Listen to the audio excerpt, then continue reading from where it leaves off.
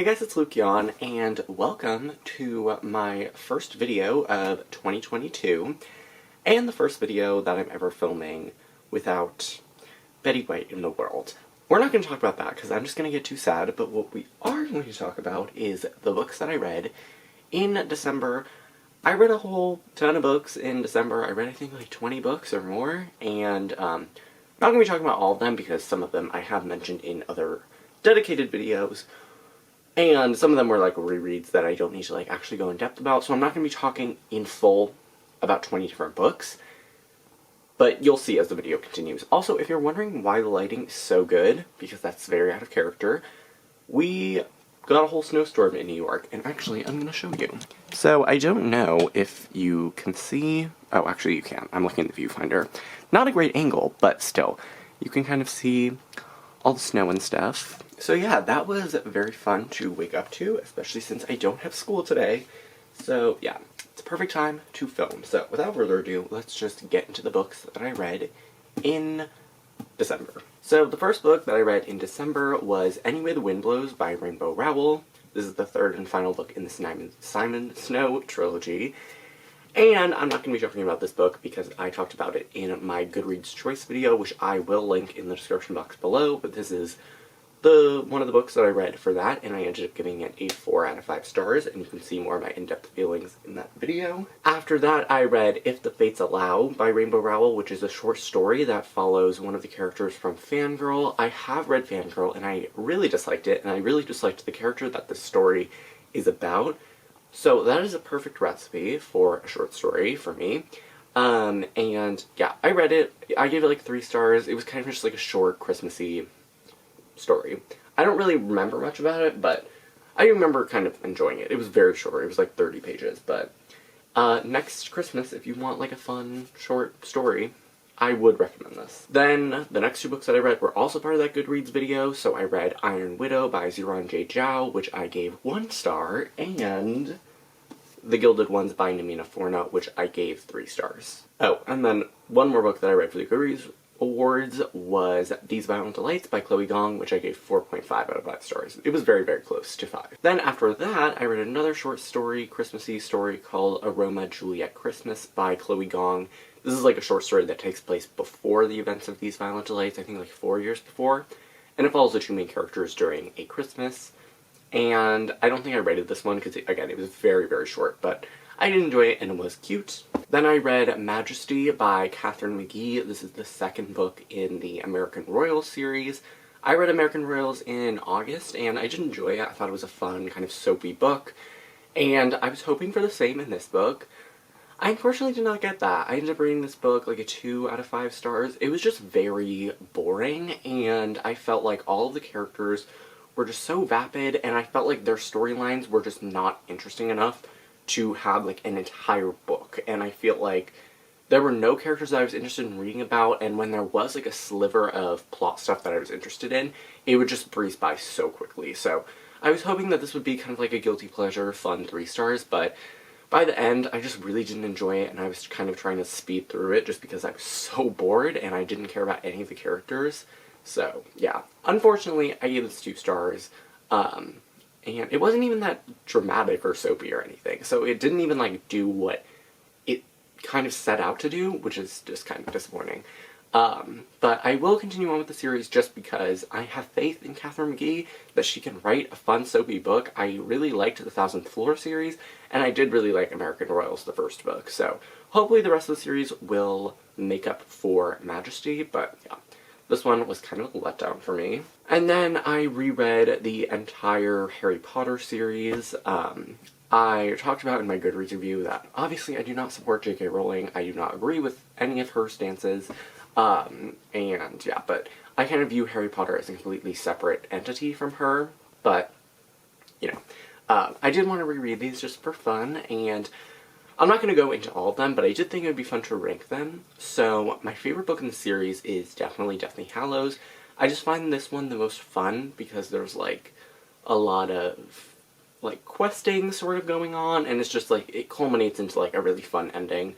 Then I would probably put Prisoner of Azkaban, then Half-Blood Prince, then Goblet of Fire, then Sorcerer's Stone, Chamber of Secrets, and Order of the Phoenix. Then I read Letters from Father Christmas by J.R.R. Tolkien. This is like a compilation of different letters that J.R.R. Tolkien wrote to his children as like Father Christmas and also as his like secretary, who's a polar bear, and all of this sort of fun stuff. And I really enjoyed this book. I ended up giving it a 4 out of 5 stars. I just thought it was so sweet, and you can tell through the letters how much J.R.R. Tolkien really cared for his children and how much he loved them. I just thought it was really sweet and heartwarming, and again, you could just like feel his love for his kids, and I really liked that. And it was also just a really creative book, and I loved the idea of like Father Christmas and like Santa and all that stuff, and like his polar bears, and like even talking about like the world surrounding it and like the North Pole. It was just very, very fun. I feel like if you, I mean, especially if you have a young child, this would be very fun to read, but I think it's fun for everyone. So if you are looking for like a cute, fun, Christmassy story that you can definitely get through pretty quickly, I would definitely recommend this one. And I would also recommend the next book that I read, which was The Adventure of the Christmas Pudding by Agatha Christie. This is a mystery short story that follows Hercule Poirot when he goes to this English countryside, and there's kind of like some mysterious stuff. I can't really say anything because it's a very short story and I don't want to give anything away, because I really, really enjoyed it. I thought it was really fun, and I do wish it had almost been like a really longer book, because I definitely would have rated it higher. Like, I gave it 3 stars because it was a fun short story, but I think if it had been expanded into a full-length book, sorry, there's so much snow going on. If it had been expanded into a full-length book, I would have enjoyed it a lot more. So, it was still fun for what it was, but I think it could have been a little bit better, but again, it was really cute and fun and a quick read. Then I read In a Holidaze by Christina Lauren. This is an adult romance book, and I really love Christina Lauren. They wrote one of my favorite books of all time, which is The On Honeymooners, and yeah, they're just like a fun author duo, and this is a Christmas story that follows a girl named Malin who has gone to her family friend's cottage in the winter time every single year, and this is going to be the last year because that family is actually selling their cabin, and so she's kind of really upset, and she's on her way back home after, you know, the final time after Christmas, and they end up in a car crash, and she finds herself right back on the plane heading towards the cabin once again. So it's kind of like a Groundhog Day situation where she keeps reliving the same day over and over again. And then there's some drama with like her falling in love with 2 of the brothers that are part of this family friends family. And yeah, so it was kind of just like a Christmassy story with a little bit of Groundhog Day vibes and some romance sprinkled in. I ended up giving this a 3 out of 5 stars. I thought it was fine. It was kind of boring, to be honest. Like, the Groundhog Day, I'm not a fan of Groundhog Day stories, but I thought Christina Lauren would be able to pull it off. They didn't, but because the Groundhog Day stuff, it like stopped just like midway through the book and it was never brought up again. And then there was also just, I didn't really care for the characters or the romance, and I think even the plot stuff that was going on was just very boring and bland. It felt like a Hallmark movie, and I feel like this could easily be turned into a Hallmark movie that would have been way better.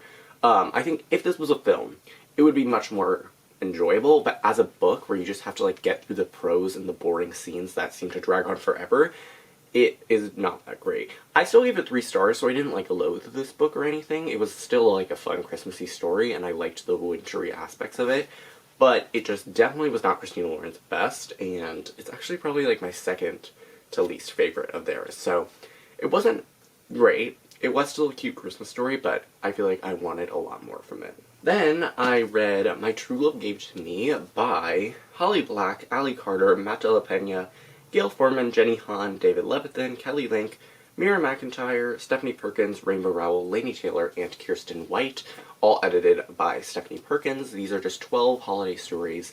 I ended up giving this book 3 stars as well. I'm just finding that I'm not a big fan of short story collections because it's such a mixed bag. You can get a story that you really, really love and then get one that you despise. So it was kind of just not very... It was just very...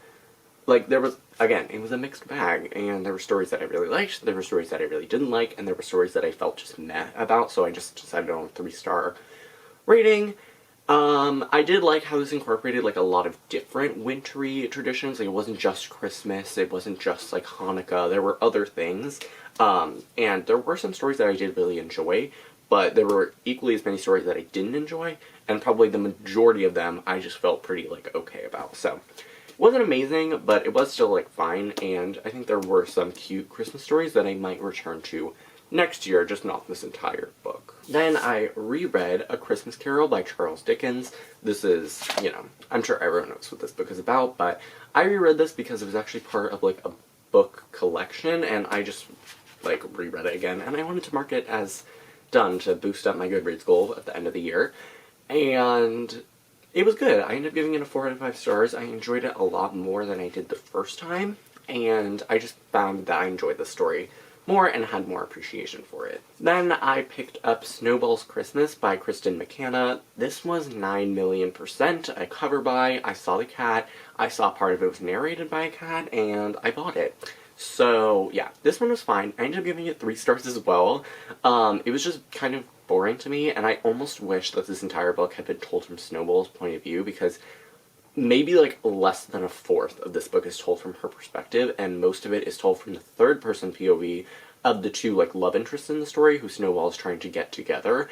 And I just didn't feel like that worked for me, especially that it was in third person. I just felt so removed from the book, and it was a very short, but it took me so long to get through. So yeah, this was just not my favorite. I wish Snowball had been a bigger part of the story, and I feel like if she had, I would have liked this book way, way more. Then I read A Christmas Treasury by various authors. This is kind of a collection of different Christmassy stories and Christmas poems, and I gave this one 3 stars as well. I think, again, it was a mixed bag. There were stories that I liked, there were stories that I disliked, there were poems that I liked, there were poems that I disliked, and there were stories and poems that I felt just were mediocre. So this was just a book that I wanted to read because obviously it's very Christmassy. I actually read it after Christmas, so maybe that's why I didn't love it as much as I was hoping to, but it is a very beautiful book, and there are some really, really beautiful illustrations, and the end papers are really nice, and the back is really beautiful as well, and also it has gilded edges, and even the inside, like, regular design is very nice. So it was a very pretty book, but it just wasn't my favorite overall. And then the final book that I read in December, this is probably the fastest wrap-up I've ever made, was The Christmas Hat by A.J. Wood. I reread this book every year. It's always my last book of the year. And this was my 180th book of 2021 and my final book of 2021. Yeah, I obviously love this book, and it's just really cute, and I can't wait to read it next year. So, that is it for my wrap-up. Again, this is probably the shortest wrap-up that I've ever made, but yeah, these were all the books that I read in December. In January, I'm reading other books that you will hear about in my January wrap-up, and also coming up are a lot of, like, the end-of-the-year videos that I'm really excited to make and upload. So, yeah. That is it for this video. I really hope you guys enjoyed. I hope you had a good holiday and New Year's, and I will see you in my next video. Bye!